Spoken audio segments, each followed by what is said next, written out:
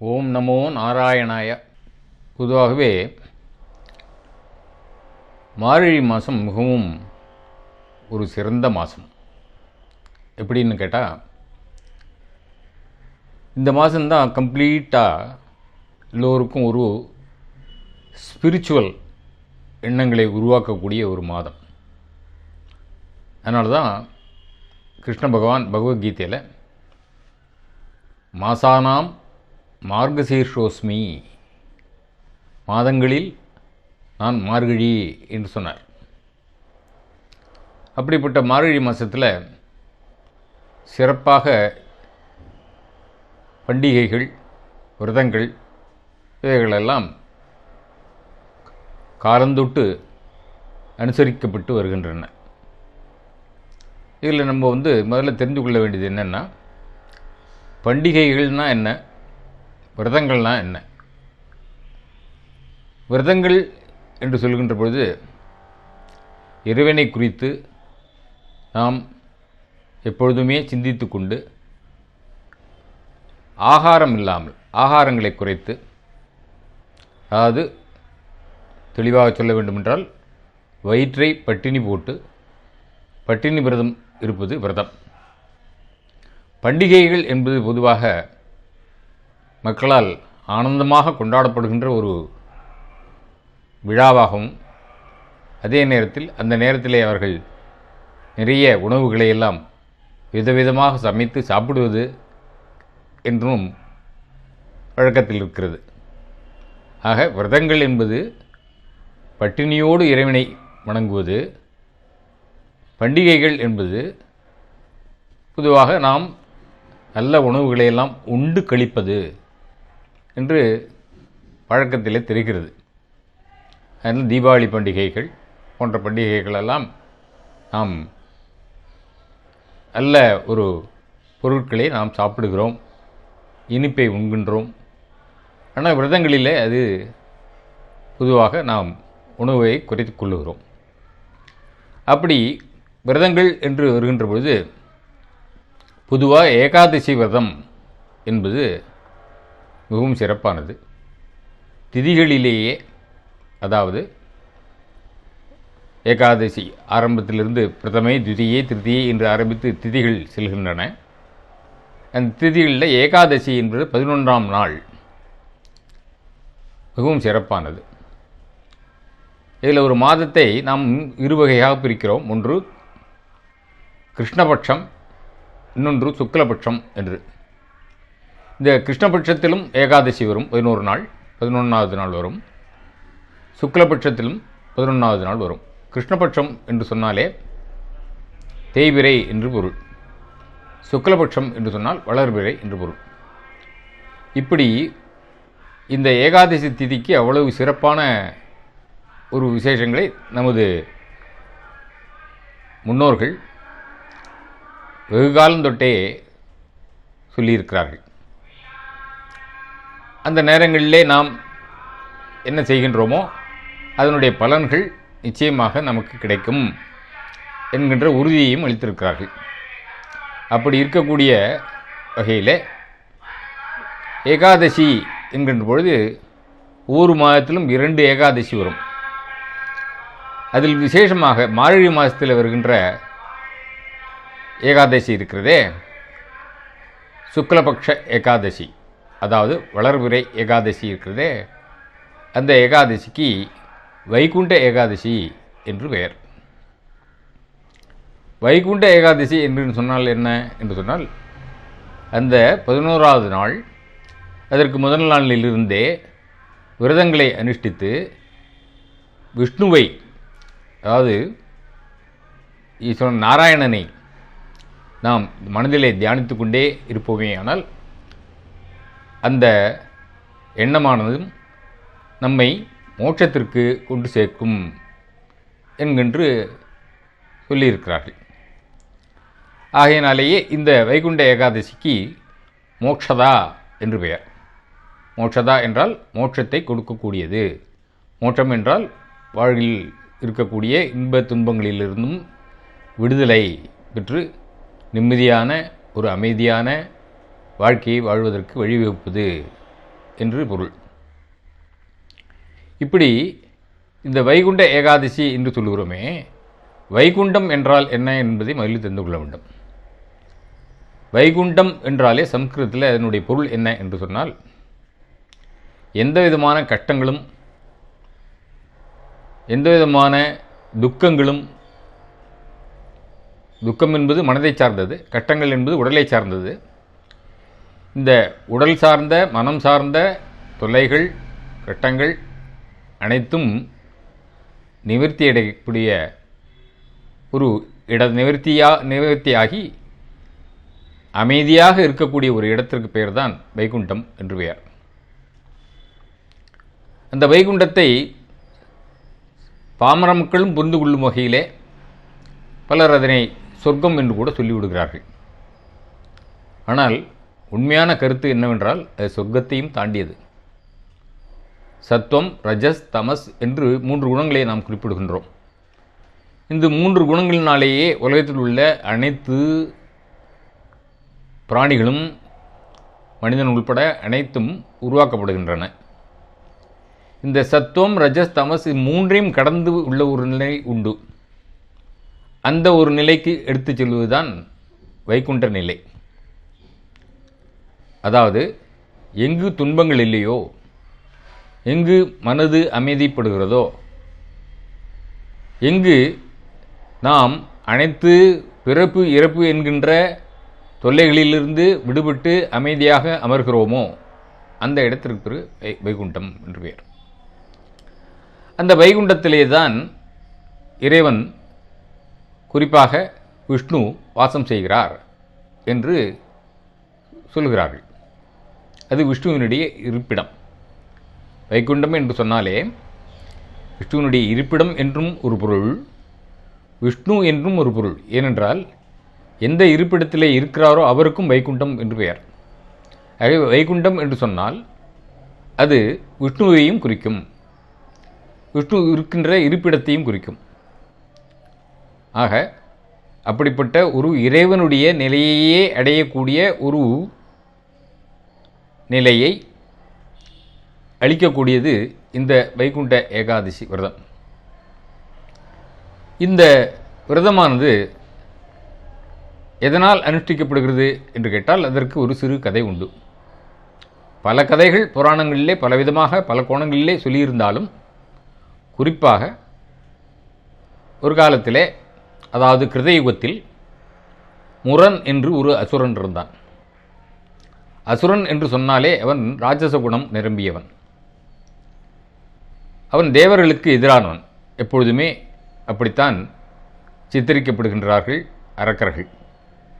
அப்படிப்பட்ட முரன் என்கின்ற அசுரனாலே துன்புறுத்தப்பட்ட தேவர்கள் முதலிலே சிவபெருமானிடம் சென்று இதற்கு ஒரு விடை காண வேண்டும், நாங்கள் மிகவும் துன்பத்திற்கு ஆளாகி இருக்கின்றோம், இந்த முரன் என்கின்ற அசுரனிடமிருந்து எங்களுக்கு ஒரு விடுதலை வேண்டும் என்று கேட்க, சிவபெருமான் அவர்களை விஷ்ணுவினிடத்திலே அனுப்பி வைக்கிறார்.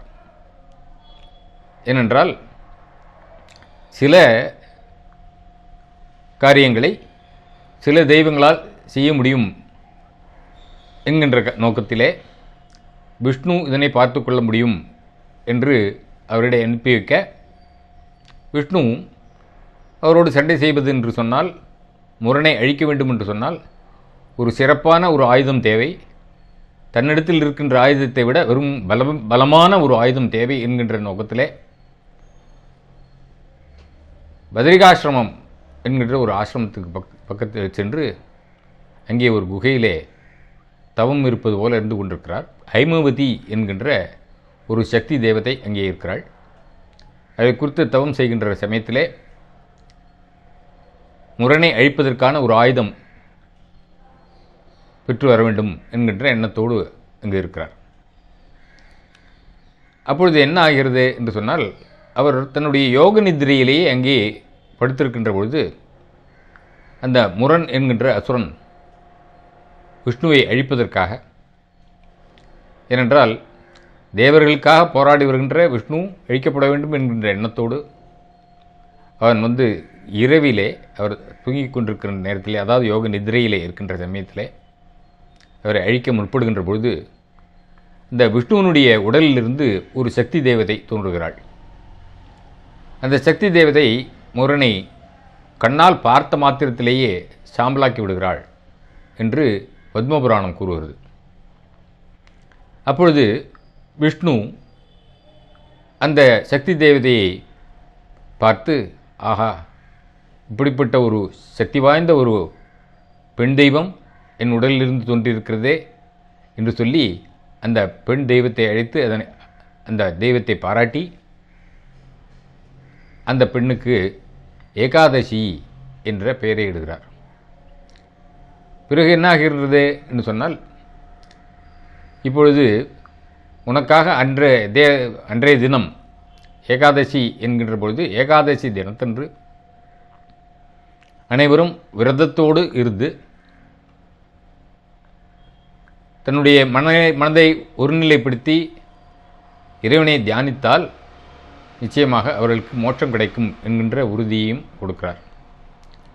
அந்த சமயத்திலே அந்த முரன் என்கின்ற அசுரன் கேட்கிறான், எனக்கு ஒரு இருப்பிடம் கிடையாதா என்று கேட்கின்ற பொழுது, நீ அரிசியில் இருப்பாய், இன்று ஒரு நாள் அரிசியில் இருப்பாய் என்று சொன்னவுடன் அந்த அரிசி சாதத்தை யார் அன்று உண்கிறார்களோ அவர்களுக்கு அது கெடுதலாக அமையும் என்கின்ற நோக்கத்தோடு தான் அன்று அரிசியை யாரும் சாப்பிட வேண்டாம், அரிசி சாதத்தை சாப்பிட வேண்டாம் என்றெல்லாம் சொல்லுகிறார்கள்.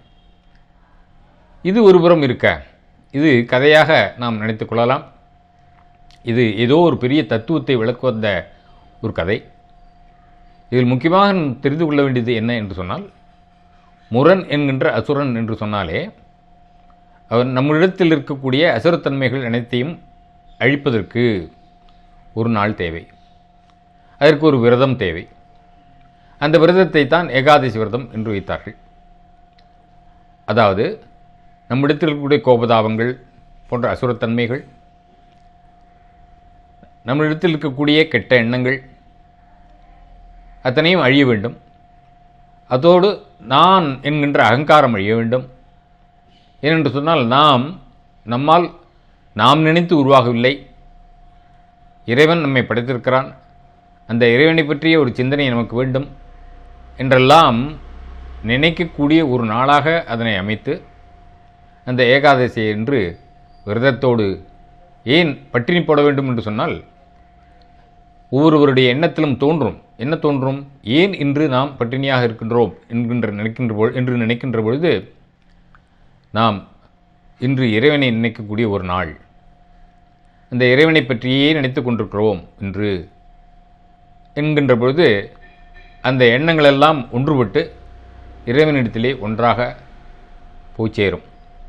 அப்படி போகின்ற பொழுது நிச்சயமாக அந்த இறைத்தன்மை அவனுக்கு கிடைக்கும் என்கின்ற நோக்கத்தில்தான் ஒரு பெரிய தத்துவத்தை காண்பிப்பதற்காக இப்படிப்பட்ட விரதங்களை எல்லாம் சொல்லி வைத்தார்கள். இதையே கூட கலியுகத்திலே எப்படி என்று சொன்னால், பாகவதம் என்கின்ற ஒரு நூல் இருக்கிறது, கிருஷ்ணனுடைய பெருமைகளை எல்லாம் பேசுகின்ற ஒரு நூல். அதில் கிருஷ்ணனும் நாரதரும் ஒருவருக்கொருவர் பேசிக் கொள்கிறார்கள்.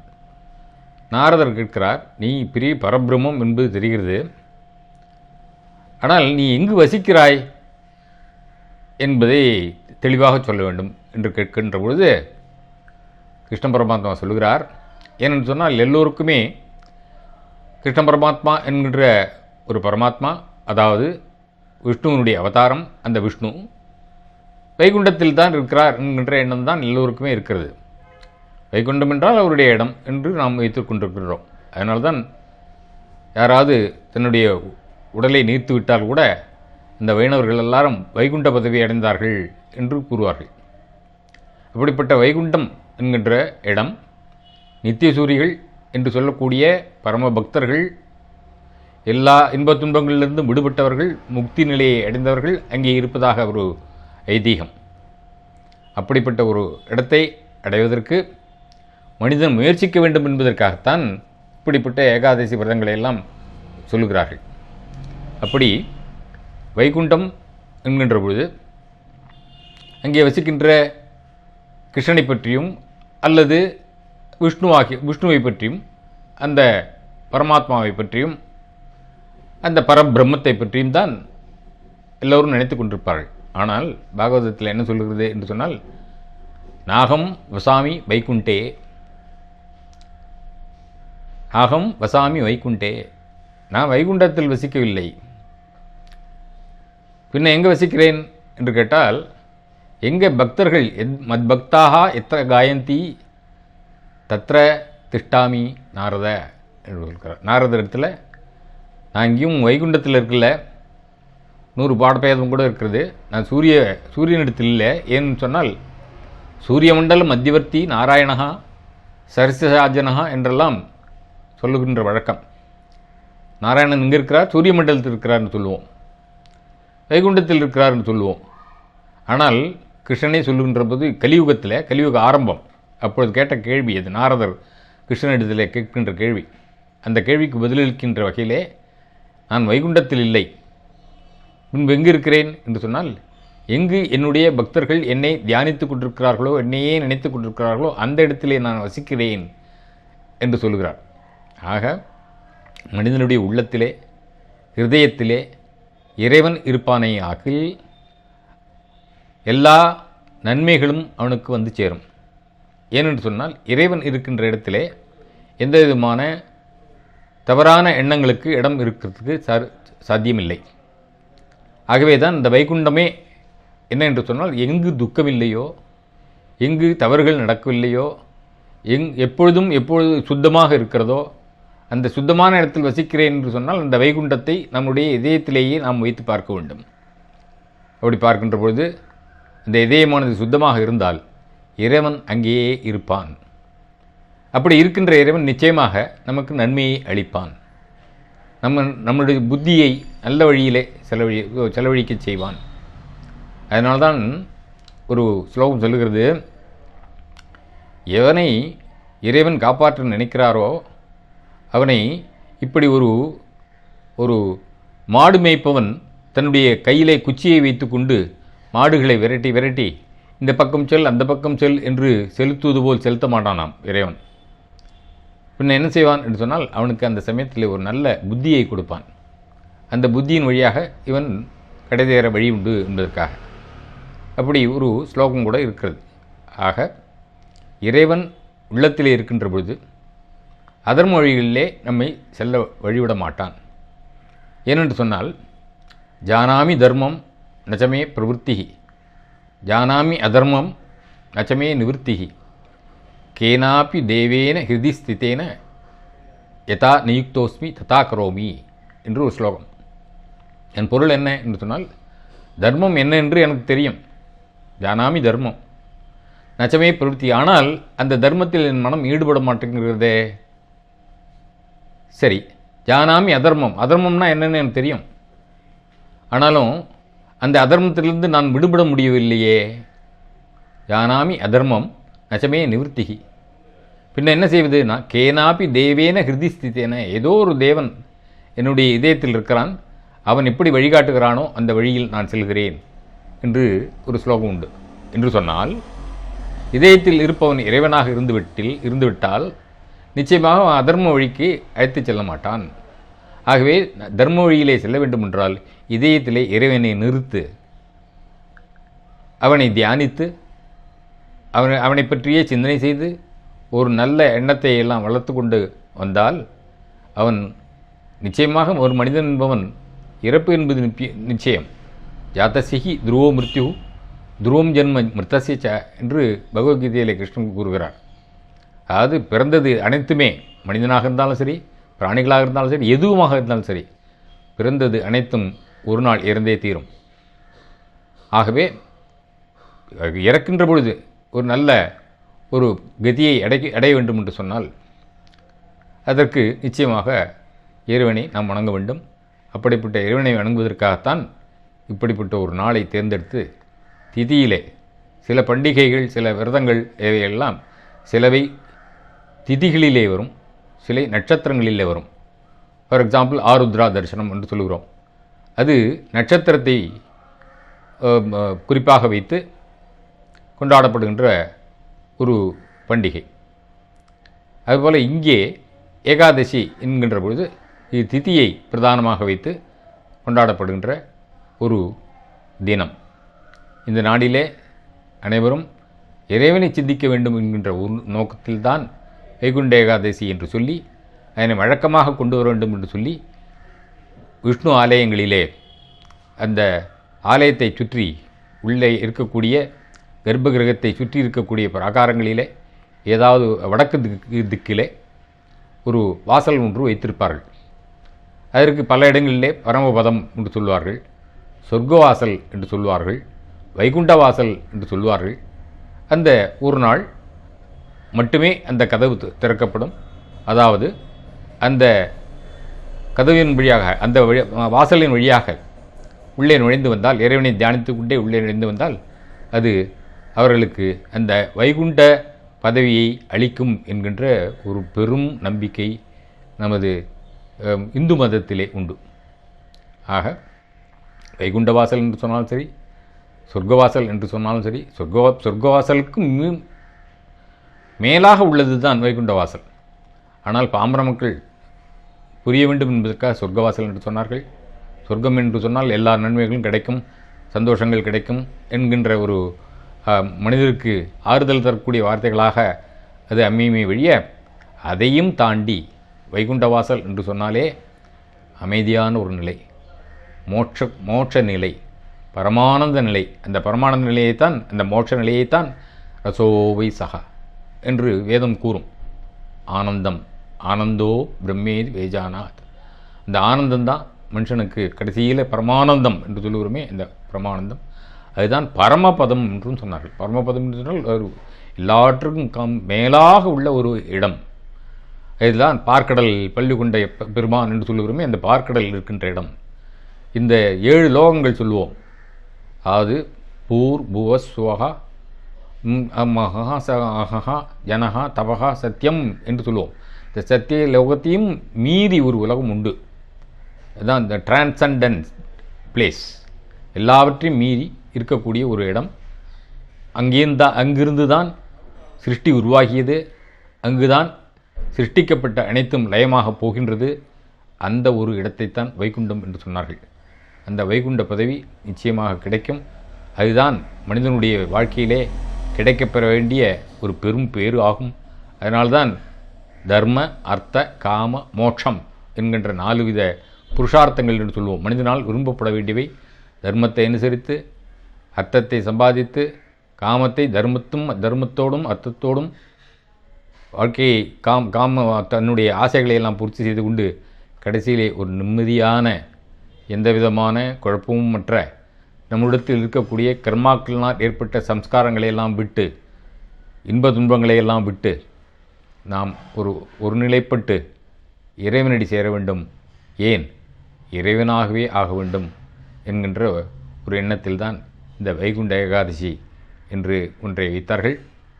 அந்த நிலையிலே நாம் வைகுண்ட ஏகாதசி என்று காலையிலே எழுந்து விஷ்ணு ஆலயங்களுக்கு செல்ல முடிந்தவர்கள் விஷ்ணு ஆலயங்களுக்கு சென்று தெய்வத்தை வழிபடலாம். அல்லது வீட்டிலேயே இருந்து கூட விரதத்தை அனுஷ்டித்து விஷ்ணுவனுடைய நாமபாராயணத்தை செய்து என்றால் அதுதான் எங் மத்பக்தா எத்திர காயந்தி என்று சொன்னார் பாருங்கள்.